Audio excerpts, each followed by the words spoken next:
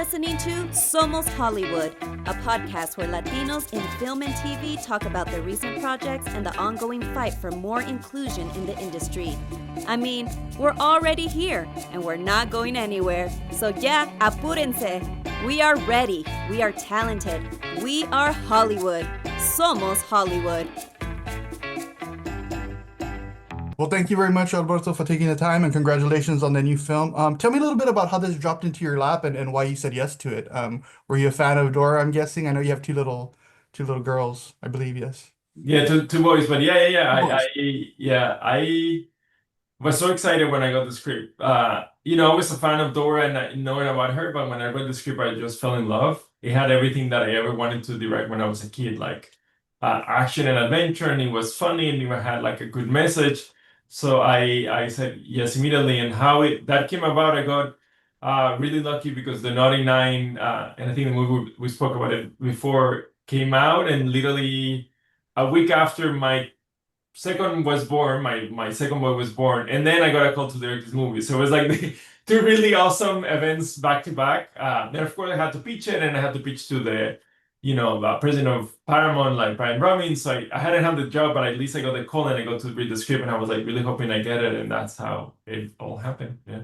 That's awesome. So one of the biggest responsibilities, I think, in this movie is picking your Dora, right? So I mean, I'm sure that you went through a lot of young ladies and tried to find the perfect fit for that character.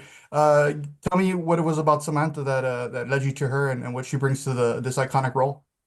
Oh, I mean, she's Dora. I think when we were casting, it took like about 2.5 months to find her.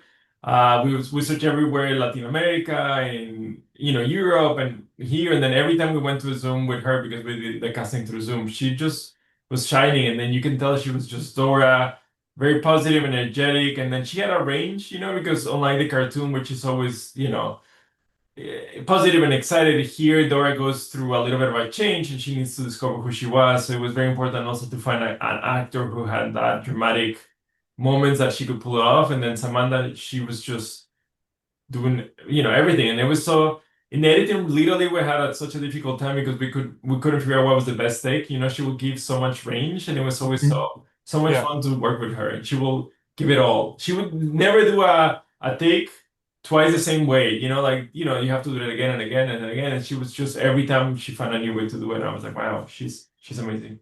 I'm sure a film like You're So Not Invited to My Bar Mitzvah helped you out too, because that range is shown a lot there, right? I mean, she's incredible in that movie. Yeah, it was one of my favorite movies of the year before. So when I was like Pretty good. casting, I was like fanboying, I was like, oh my God, I love that movie. And we see very few movies with my wife because of the kids and all that stuff. So Right. but with that one, we finished the whole thing. So we were like so excited about her. That's awesome. So the original show, has this educational center to it. How did approaching this updated Dora for a new generation, how did you honor that mission of it and still kind of make it fresh and new? We this time we went through, like a lot of history research with the Inca culture, and I really wanted to include the Quechua language, Mhm. which probably hasn't been portrayed in a big movie like this before. And then the quipus, we try to insert like history about the culture, like Atahualpa and the last emperor of Inca. So we did try to keep that element. Of course, she also speaks a little bit of Spanish in this one, like as well as the cartoon.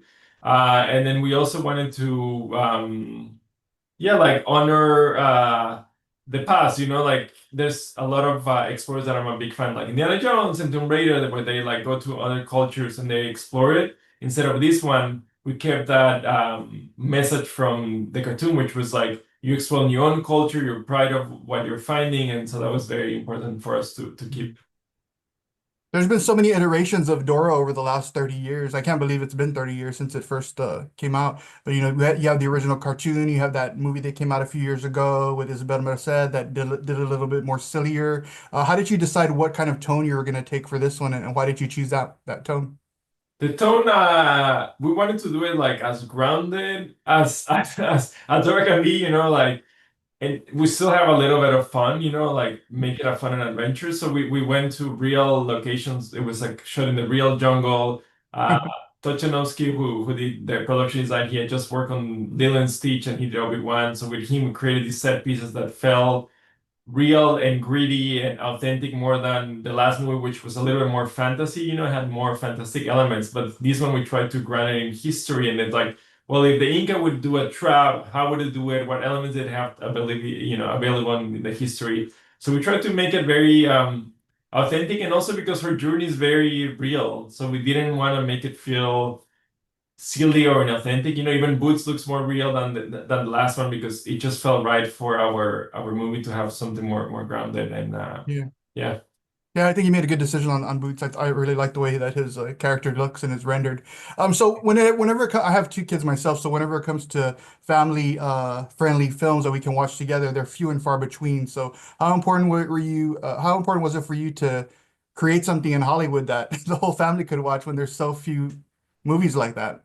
Well, super important. Like you said, having kids, then you realize how less content we have for them. Either they're like too, preschool, like now everything is like too divided, like they divide into many categories, like, oh, this is just for like kids who are whatever, I don't know, 3 to 5, and then very divided, right? So for me it was important to break those boundaries and create something that it was like fun for for the little kids, or fun for the teenagers who grow up with Dora, or the adults now that we have kids, and then so we try to make it as entertainment as possible for everyone, so everyone can go on an adventure together. Yeah.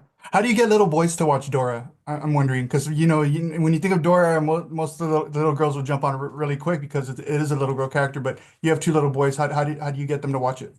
I think it's the adventure spirit, and then Diego, the cousin was an important part. So, when we tested, you tend to test movies, and then it tested really well with like boys, like especially boys between, I think it was like 8 to 12. But Hmm. there's not a lot of action, like Diego. I think Diego is the anchor for the boys, and Dora is the anchor for the girls. But especially nowadays, like it could be either way. But I think Diego was the thing that, and the animals, of course.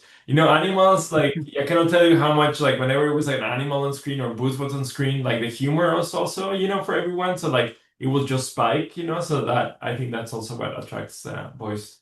That's awesome. Dora has been a symbol of Latina representation in children's media for the past 30 years, of course. How conscious of were you? I'm sure you were. You talked a little bit about the language right now of the cultural impact, and did that inform any creative decisions from behind the camera from your perspective? I mean, I think it was important that it felt like a celebration.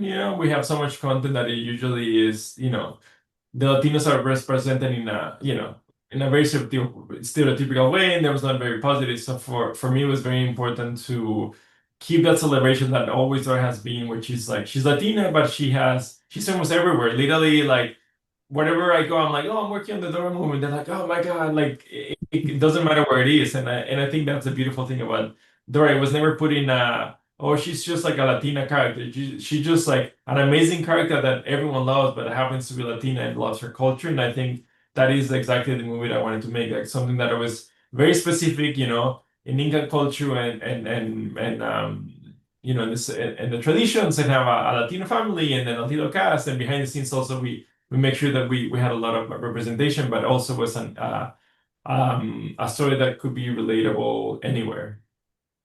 I've seen a lot of photos of you and your family on the red carpet and doing all the fun things that come with releasing a film. What's been the most exciting part sharing this with your family with all this uh, all this celebration? Yeah, that the celebration. I think my favorite, they did an amazing event where they like transform like a restaurant into like Mhm. a real life experience where you could do your own quipus, that you see in the movie, and then you could like interact with like real macaws. And it was insane. Like they went all out. That was the most exciting thing. And then really see my kid embracing the filmmaking process, because I showed him like a rough cut, and it was like a pinball, ping pong ball, like when it was Boots, and then seeing him responding when it was like 2D, kind of like ugly, and then it responded now that he had a voice and it was 3D, and it was like just seeing him every time getting more and more excited about like how Boots looked. That was also super fun to watch. Awesome.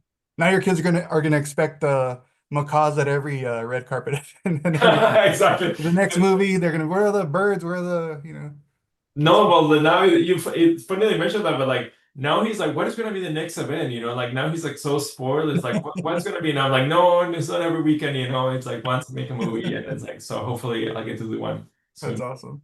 Hey Alberto, thank you so much for taking the time and congratulations again on the new Dora film and we can't wait to see what you next, man. Thank you, Kiko. I really appreciate it. All Yeah, right, have a good day. it's fun.